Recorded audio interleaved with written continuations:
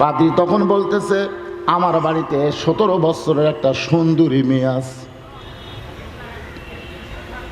বহু বছর আগে আমরা যখন ছাত্র ছিলাম মোস্তাফিয়ার, তখন মানুষের মুখে মুখে একটা গান শুনছিলাম, রূপে আমার আগুন জ্বলে,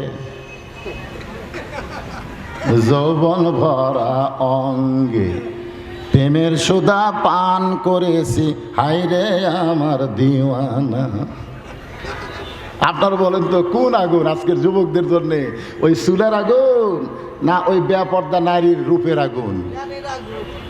আজকে আমাদের ছেলেদেরকে নষ্ট করার জন্য ওই চুলের আগুন লাগবে না, এই রূপের আগুন।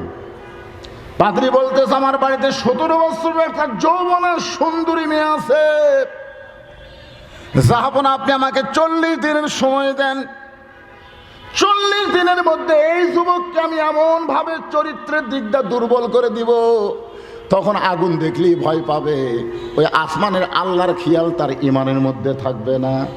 আজকে আমাদের বাংলাদেশের যুবকদেরকে আমরা যতই ওয়াজ করে ভালো করতে চাই, যুবকদেরকে ভালো করা যাবে না যতক্ষণ পর্যন্ত আল্লাহর কোরআনের পর্দার আইন এই বাংলাদেশে চালু না হবে। জোরে কোন কথা ঠিক কি না? আল্লাহ কোরআন কারিমের মধ্যে বলতেছেন, অকরনা ফি বুয়ুতিকুন্না ওয়ালা তাবাররুজনা তাবাররুজাল জাহিলিয়াতিল উলা। রে মেয়েরা, তোমরা পর্দার মধ্যে থাকো, তোমরা ঘরের মধ্যে থাকো, তোমরা ঘরের বাহির হও না। কোনো প্রয়োজনে যদি তোমরা ঘরের বাহির হও, তাহলে হেজাব নিয়ে পর্দা নিয়ে বের হবে। আজকে আমাদের মা বোনেরা যদি পর্দা নিশি হয়ে যায়, আমাদের একটা যুবকও নষ্টের পথে থাকবে না। আপনি খোঁজ করে দেখেন, আমাদের যুবকগুলো এই পার্কে কেন আসে? এটার নাম কি পার্ক? পৌর পার্ক। হ্যাঁ, পার্কে চলে আসে জোড়ায় জোড়ায়। আরো কত পার্ক আছে। হায় হায় হায়, কি মনে করতেছেন? আজকে মেয়েরা যদি পর্দার মধ্যে থাকে, সে মেয়েদের দামও আল্লাহ বাড়ায় দিবে। পর্দানিশী নারীর পেট থেকে যে সন্তান আসবে, সেই সন্তানটাও আল্লাহর ওলি হয়ে জন্ম নেবে। জোরে কোন সুবহানাল্লাহ। ছোট্ট একটা ইতিহাস বলি, মুহূর্তের জন্য আল্লাহ রাসূল আমরা ছাড়ব না। লা ইলাহা ইল্লাল্লাহু মুহাম্মাদুর রাসূলুল্লাহ। রোম সম্রাট কাইসার বললেন, ওদের মধ্যে একজনকে নিয়ে আসে আগুনের চুলার মধ্যে ফেলে দাও। একজনের মরা দেখে ওরা 2 জন জীবন বাঁচান ফরজ মনে করবে। আপনারা বলেন তো, 24 সালের যে আন্দোলন হলো, এই আন্দোলনে কিন্তু স্বরাষ্ট্র মন্ত্রীর কাছে পুলিশের আইজি বলতেছে, স্যার কি করব স্যার, আমরা গুলি করি, মনে করি গুলির শব্দ শুনে ওরা সব দৌড় দিবে না। একজন মরে, ওই জায়গা ফাঁকা আরেকজন দাঁড়ায়, একজন মরে আরেকজন দাঁড়ায়। মৃত্যু দেখে কেউ ভয় করে না। যারা মৃত্যুকে ভয় না করে, অন্যায়ের বিরুদ্ধে যারা দাঁড়াবার পারে, কোন স্বৈরাচার তাদের সঙ্গে পারবে না। জোরে কোন কথা ঠিক কি না? কি মনে করছেন আবু সাইদ মারা গেছে দেখে বাংলাদেশের সব ছেলেরা ঘর মধ্যে ঢুকছে যে মরছে রে মরছে, আমরা আর মরবো না? হ্যাঁ, ইমান, এরই নাম হলো তাসদিক বিল জানান। যেভাবেই হোক স্বৈরাচার মুক্ত বাংলাদেশ করা লাগবে। জোরে কোন কথা ঠিক কিনা? এতে যদি জীবন যাই চলে যাক, জীবন গেলে তো মরে যাচ্ছে না। আবু সাইদ মরে নাই, বহু ছেলের নাম এখন মানুষ আবু সাইদ রাখতেছে। জোরে কোন কথা ঠিক কিনা? বহু মেয়ে জন্ম নিচ্ছে, একটা মেয়ের নামও ভুল করে কেউ হাসিনা রাখতেছে না, একটার নাম। তাহলে কি বুঝতেছেন? আবু সাইদ মরে গেছে, মুগ্ধ মরে গেছে, ইয়ামিন মরে নাই। প্রত্যেক পাড়ায় পাড়ায় আবু সাইদ, মুগ্ধ, ইয়ামিনদের জন্ম হচ্ছে। জোরে কোন কথা ঠিক কিনা? হ্যাঁ, এবারে তোমরা খাড়া হয়ে থাকলে কেন? বারে ফাঁকা থাকতেছে। আমি আমার ওয়াদের জীবনে দেখিনি যে কোনো মাঠ ফাঁকা থাকে। আজকে ভাগ্য খারাপ রে। আপনার বসলেই তো এই ফাঁকা জায়গাগুলো পুরা হয়, মনে হচ্ছে মাঠটা পুরে গেল। দাঁড়িয়ে থাকলে হবে তাই? বসেন বাবা, বসেন, মাইক ভালো হয়ে যাবে ইনশাল্লাহ। এখন কি করতেছে? 3 জনের মধ্যে একজনকে হাত পাও বান্দা আগুনের চুলার দিকে নিয়ে আসতেছে। ওরা দুই ভাই দেখতেছে আর কাঁদতেছে। কুল্লু মুসলিমন ইখওয়া, প্রত্যেকটা মুসলমান ভাই ভাই। আওয়ামী লীগ, বিএনপি, জাতীয় পার্টি, জামাত না, আমরা সব মুসলমান ভাই ভাই। ধরে কোন ঠিক কিনা? আওয়ামী লীগ আমার ভাই, আমার বড় ভাই আওয়ামী লীগ, হ্যাঁ, আমার ছোট দুই ভাই বিএনপি, আমি জামাত। কি মনে করতেছেন? আমরা মসজিদে যখন চার ভাই ঢুকি তখন চার ভাই তো চার কাতার দাঁড়ায় না ভাই রে, চার ভাই এক কাতারেই দাঁড়ায়। বড় ভাই আওয়ামী লীগ যদি এক আঙ্গুল সামনে যায়, আমি জামার টানা কই তুই কাতার চিনিস না, সামনে দেশ। আল্লাহ কয়, ফেরেশতা কয়, আল্লাহ কি দেখতেছি, এরা চার ভাই চার দল, আর তোমার ঘরের মধ্যে এক কাতার। যতই দল করেন মরা লাগবেই, এবং ইমানের সাথে মুসলমান হয়ে দুনিয়া ছাড়া লাগবে। ধরে কোন কথা ঠিক কিনা? এই জন্য কোনো দিকে খেয়াল না করে আমরা সবাই ভাই ভাই। এক ভাইকে আগুনের চুলার দিকে নিয়ে যাচ্ছে, আর দুই ভাই অজর নয়নে কাঁদতেছে। যে ভাইটা আগুনের চুলার দিকে যাচ্ছে সেই ভাইটা বলতেছে, ইত্তাকু ফিরাসাতাল মুমিনিনা ফাইন্নাহু ইয়ানজুরু বিনুরিল্লাহ। ইত্তাকু ফিরাসাতাল মুমিনিনা ফাইন্নাহু ইয়ানজুরু বিনুরিল্লাহ। তোরা কি দেখতেছিস? আমাকে হাত পাও বান্ধা আগুনের দিকে নিয়ে যাচ্ছে। এই দৃশ্য দেখলে তোদের চোখে পানি আসবে, বরং চোখ বন্ধ করে অন্তরের চক্ষু দিয়ে দেখ, আমি আগুনের চুলার দিকে যাচ্ছি না, আল্লাহ আমার জন্য 8টা জান্নাতের দরজা খুলে ধরতেছে। কারণ ইমানদার যখন মরে, ইমানদারকে আমরা খাটনিতে করে কবরে নিয়ে যাই।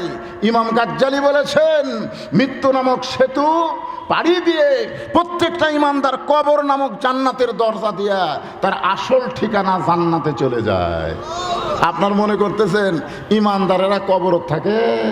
ইমানদারের দেহ কবরত থাকে, কিন্তু ভিতরের পাখির কোনো কবর হয় না।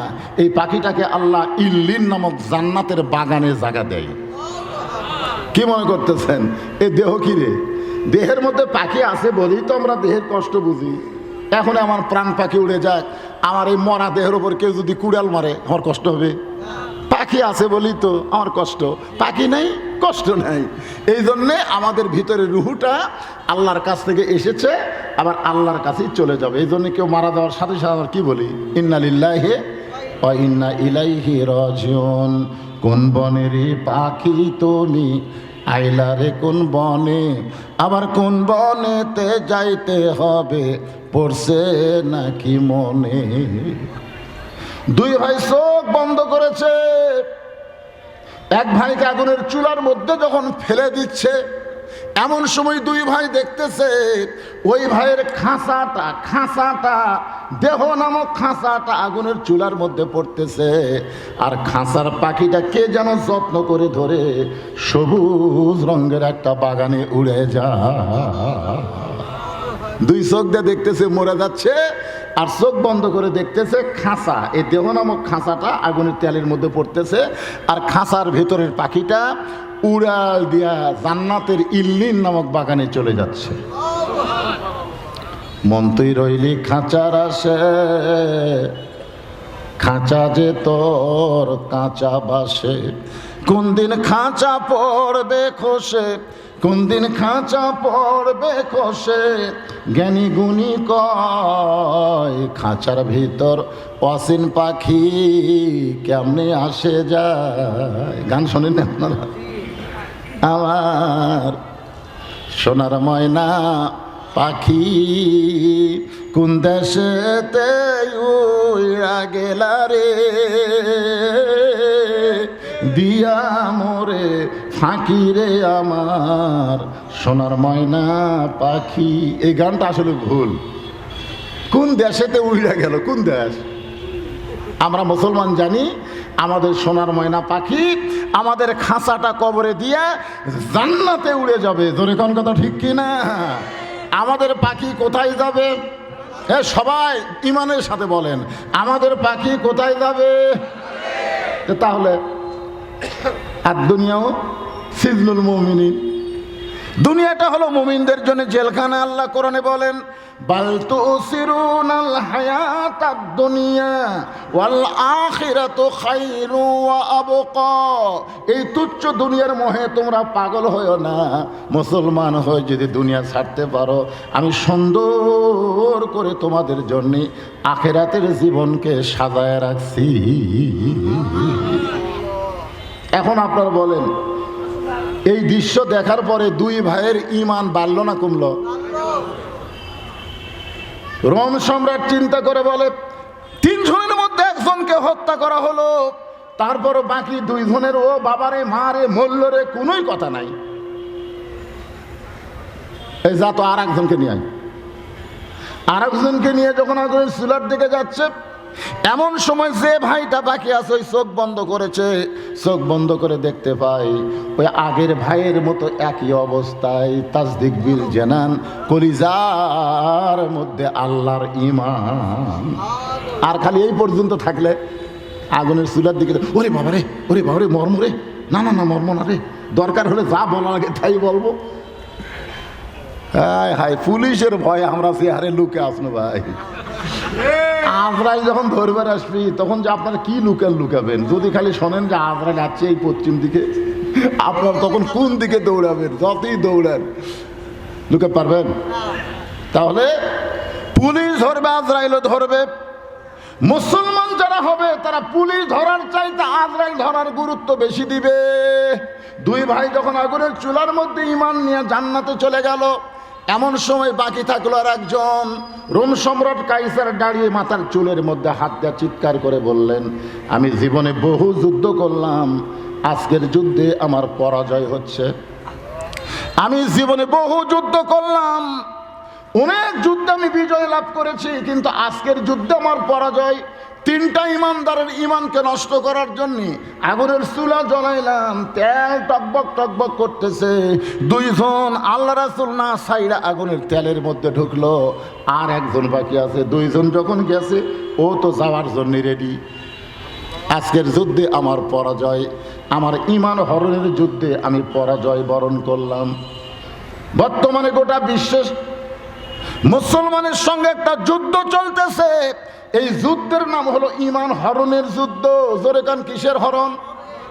না মুসলমান থাকবে কিন্তু ঈমান থাকবে না। আমাদের ছেলেদের হাতে যে হারে মোবাইল, 4G 5G মোবাইল, আপনার বলেন তো এই মোবাইল যদি কোনো যুবকের হাতে থাকে আর যুবকের কলিজায় যদি আত্তাকুল্লাহ, আল্লাহর ভয় না থাকে, এই যুবক যে কোনো সময় তার চরিত্র নষ্ট করতে পারে। ধরে কোন কথা ঠিক কিনা? কারণ মানুষের আইন দিয়ে আপনি বাহিরে কিছু করতে পারবেন, কিন্তু অন্তরের ভিতরের খবর তো আর আপনি জানেন না। এই জন্য আল্লাহ কোরআনে বললেন, আত্তাকুল্লাহ হাক্কা তুকাতিহি, ভয় করতে হবে আল্লাহর। শুধু আল্লাহর ভয় করলে হবে না, নিয়ম মোতাবেক আল্লাহর ভয় করা লাগবে। আর মুসলমান না হয়ে তোমরা মৃত্যুবরণ করো না। রোম সম্রাট কাইসার যখন চিৎকার করে বলতেছে, আজকের যুদ্ধে আমার পরাজয়, মাত্র 3টা মুসলমানের কাছে আমি পরাজয় বরণ করতেছি, ঈমান হরণের যুদ্ধে আমার পরাজয় হতে চলল। এমন সময় একজন খ্রিস্টান পাদ্রী বলে, যাবো না, আজকের যুদ্ধে আপনার পরাজয় হবে না, আজকের যুদ্ধে আপনার পরাজয় হবে না। রোম সম্রাট কাইসার বলে, পাদ্রী রে, তুমি কি পাগল হইছ? 3 জনের মধ্যে 2 জন আগুনের চুলার মধ্যে ঈমানের কলেমা পড়তে পড়তে চলে গেল, আর এখন যাওয়ার জন্য ছটফট করতেছে। তারপরেও যুদ্ধে পরাজয় হবে না। কারণ কি? পাদ্রী বলে, যাব না। এই দুনিয়ার সামান্য আগুন দিয়া মুসলমানের ঈমান আপনি হরণ করতে পারবেন না। এই দুনিয়ার সামান্য আগুন দিয়া মুসলমানের ঈমান আপনি নষ্ট করতে পারবেন না। রোম সম্রাট কাইসার বলে, পাদ্রী, এই চুলার আগুনের চাইতে আরো বড় আগুন কি আছে যে আগুন দিয়ে মুসলমানের ঈমান নষ্ট করা যাবে? পাদ্রী তখন বলতেছে, আমার বাড়িতে 17 বছরের একটা সুন্দরী মেয়ে আছে। বহু বছর আগে আমরা যখন ছাত্র ছিলাম মোস্তাফিয়ার, তখন মানুষের মুখে মুখে একটা গান শুনছিলাম, রূপে আমার আগুন জ্বলে, যৌবন ভরা অঙ্গে, প্রেমের সুধা পান করেছি, হায়রে আমার দিওয়ানা। আপনারা বলেন তো কোন আগুন আজকের যুবকদের জন্য? ওই চুলার আগুন না ওই বেপর্দা নারীর রূপের আগুন? আজকে আমাদের ছেলেদেরকে নষ্ট করার জন্য ওই চুলার আগুন লাগবে না, এই রূপের আগুন। পাদ্রী বলতেছে আমার বাড়িতে 17 বছরের একটা যৌবনা সুন্দরী মেয়ে আছে, জাহাপনা আপনি আমাকে 40 দিনের সময় দেন, 40 দিনের মধ্যে এই যুবককে আমি এমন ভাবে চরিত্রের দিকটা দুর্বল করে দিব, তখন আগুন দেখলেই ভয় পাবে, ওই আসমানের আল্লাহর খেয়াল তার ইমানের মধ্যে থাকবে না। আজকে আমাদের বাংলাদেশের যুবকদেরকে আমরা যতই ওয়াজ করে ভালো করতে চাই, যুবকদেরকে ভালো করা যাবে না যতক্ষণ পর্যন্ত আল্লাহর কোরআনের পর্দার আইন এই বাংলাদেশে চালু না হবে। জোরে কোন কথা ঠিক কি না? আল্লাহ কোরআন কারিমের মধ্যে বলতেছেন অকরনা ফি বুয়ুতিকুন্না ওয়ালা তাবাররুজনা তাবাররুজাল জাহিলিয়াতিল উলা। রে মেয়েরা, তোমরা পর্দার মধ্যে থাকো, তোমরা ঘরের মধ্যে থাকো, তোমরা ঘরের বাহির হয়েও না। কোনো প্রয়োজনে যদি তোমরা ঘরের বাহির হও তাহলে হেজাব নিয়ে পর্দা নিয়ে বের হবে। আজকে আমাদের মা বোনেরা যদি পর্দা নিশি হয়ে যায়, আমাদের একটা যুবকও নষ্টের পথে থাকবে না। আপনি খোঁজ করে দেখেন আমাদের যুবকগুলো এই পার্কে কেন আসে? এটার নাম কি পার্ক? পৌর পার্ক। হ্যাঁ, পার্কে চলে আসে জোড়ায় জোড়ায়, আরো কত পার্ক আছে। হায় হায় হায়, কি মনে করতেছেন? আজকে মেয়েরা যদি পর্দার মধ্যে থাকে, সে মেয়েদের দামও আল্লাহ বাড়ায় দিবে। পর্দানিশী নারীর পেট থেকে যে সন্তান আসবে, সেই সন্তানটাও আল্লাহর ওলি হয়ে জন্ম নেবে। ধরে কোন সুবহানাল্লাহ। ছোট্ট একটা ইতিহাস বলি। উম্মুল খয়র ফাতেমা, আমার মায়েরা তো অনেকে আইসে, আমি দেখলাম তারা পর্দার মধ্যে বসে ওয়াজ শুনতেছে। মায়ের নাম হলো উম্মুল খয়র ফাতেমা। তার একটা বাচ্চা হলো আব্দুল কাদের, মাত্র 4 বছর বয়স। মাদ্রাসায় ভর্তি করে দিয়ে বলতে যে হুজুর, আমার আব্দুল কাদেরকে আমি হক্কানি আলেম হাফেজ হিসাবে গড়ে নিতে চাই। ওস্তাদ বললেন, মা তুমি একজন পর্দানিশী, তোমার সন্তান ভালো হবে, এই ব্যাপারে কোনো সন্দেহ নাই। মাদ্রাসায় ভর্তি করে চলে গেছে। মাদ্রাসায় ভর্তি করে চলে গেছে। পরদিন সকালবেলায় ওস্তাদ আব্দুল কাদের 4 বছরের বাচ্চাকে কাছে ডাকতে বললেন, বাজান তুমি যদি হক্কানি আলেম হাফেজ হবার চাও তাহলে তোমাকে পড়তে হবে আলিফ। তোমাকে পড়তে হবে কি? আলিফ। যেই বলছে আলিফ, আব্দুল কাদের সঙ্গে সঙ্গে লাম মিম যালিকাল কিতাবু লা রাইবা ফিহি হুদাল লিল মুত্তাকিন আল্লাযীনা ইউমিনুনা বিল গায়বি ওয়া ইয়ুকিমুনাস সালাত ওয়া মিম্মা রাযাকনাহুম ইউনফিকুন। ওস্তাদ মারছে দৌড়। কে আমি আলিফ বলবো, তারপরে বলবো বা, তারপরে তা। এ বেটা আলিফ না কয়ে লাম মিম কয়ে শুরু করলো। যে হারে শুরু করছে, এক তো থামান যাচ্ছে না। ওস্তাদ মনে মনে চিন্তা করে, এই মানুষের বাচ্চা নাই, হলো পেতনির বাচ্চা। মনের মধ্যে ভয় লাগছে। ওস্তাদ দৌড়ায়। ছাত্ররা বলে, হুজুর দৌড়ান কেন? বলে, আমার পক্ষে একা সম্ভব হচ্ছে না, তোমরা একটু আমার সঙ্গে আসো। সমস্ত শিক্ষক ছাত্র ঘিরে ধরেছে। 4 বছরের বাচ্চা আব্দুল কাদের খালি এরকম ঝুঁকতেছে আর পড়তেছে, ইজা যুকিরাল্লাহু ওয়াজিলাত কুলুবুহুম ওয়া ইজা তুলিয়াত আলাইহিম আয়াতুহু জাদাতুহুম ঈমানা ওয়া আলা রাব্বিহিম ইয়াতাওয়াক্কালুন। এক ওস্তাদ আল্লাহর কোরআন শরীফ নিয়ে আব্দুল কাদেরের সামনে এইভাবে আঙ্গুল বুলায়, একটা মাত্র আয়াত আব্দুল কাদের বাদ দেয় না। 4 বছরের বাচ্চা। যেই মাত্র 18 পারা কোরআন তেলাওয়াত শেষ, আব্দুল কাদের অটোমেটিক ব্রেক হয়ে গেছে। সমস্ত শিক্ষক ছাত্র বলতেছে, আর কেন পারে না, আর কেন পারে না? ওস্তাদ বলতেছে, জানবার যদি চাও তাহলে আব্দুল কাদেরের মায়ের কাছে যাও। কেউ বলল না। জানবার যদি চাও আব্দুল কাদেরের বাপের কাছে যাও। এই কথা কেউ বলল না, কারণ সবাই জানে সন্তান যদি ভালো হয়, সন্তান যদি মন্দ হয়, এটা কিন্তু বাপের কারণে নয়, এটা হলো মায়ের কারণে। সন্তান ভালো মন্দ হয় কার কারণে? একটা নেপোলিয়ন বলেছে, ভালো একটা সন্তান যদি চাও, ভালো একটা মায়ের দরকার। ভালো একটা কিসের দরকার? আজকে আমাদের মায়েদের ফ্যাক্টরি যদি খারাপ হয়, তাহলে ভালো সন্তান কেমনে পাবেন? আব্দুল কাদেরকে কান্দে করে নিয়ে উম্মুল খয়র ফাতেমার বাড়ির দরজার কাছে জানলা দিয়া পর্দা নিশে ফাতেমা তাকায় দেখে, গতকাল আব্দুল কাদেরকে ভর্তি করে দিলাম, আজকেই ফেরত আনছে। এবার মা বলতেছে আমার আব্দুল কাদেরকে হক্কানে হাফেজ বানাবার চাই, কিন্তু আব্দুল কাদেরকে কেন ফেরত আনলেন জানতে চাই, কি কারণ? আমার আব্দুল কাদের কি কোনো বেয়াদবি করেছে? ওস্তাদ বলে বেয়াদবি করে নাই, তবে একটা বেয়াদবি করছে। আলিফ বলার পরে বা না বলে লাম মিম করে শুরু করে 18 বার কোরআন তেলাওয়াত শেষ করলো। আব্দুল কাদের 18 বার কোরআন তেলাওয়াত কেমনে পড়লো? মা আল্লাহর শপথ করে বলতেছে আমি জানি না। আমার সন্তান 18 বার কোরআন কেমনে শোনায় দিল আমি জানি না। ওস্তাদ বলে মা গোপন করো না। আব্দুল কাদের মা বলতেছে মেয়ে মানুষের প্রতি মাসে 3 দিন 5 দিন 7 দিন একটা অসুখ হয়, তাকে বলা হয় মাসিক। ধরে কোন তাকে কি বলা হয়? এই মাসিক যখন শুরু হয় তখন মেয়ে মানুষের নামাজ পড়া হারাম, রোজা রাখা হারাম, এমনকি কোরআন শরীফ স্পর্শ করা হারাম। কিন্তু আব্দুল কাদের যখন আমার পেটের মধ্যে ঢুকলো, আল্লাহ তাআলা এই মাসিক ব্যারাম আমার বন্ধ করে দিল। এই মাসিক ব্যারাম বন্ধ করার কারণ হলো মায়ের ইবাদতের যেন কোনো কমতি না হয়। মায়ের ইবাদতের সাথে পেটের বাচ্চার ইবাদতের আল্লাহ সম্পর্ক করে দেয়। জোরে কান সুবহানাল্লাহ। আমার আব্দুল কাদের যখন পেটে ছিল আমি 5 ওয়াক্ত নামাজ আদায় করে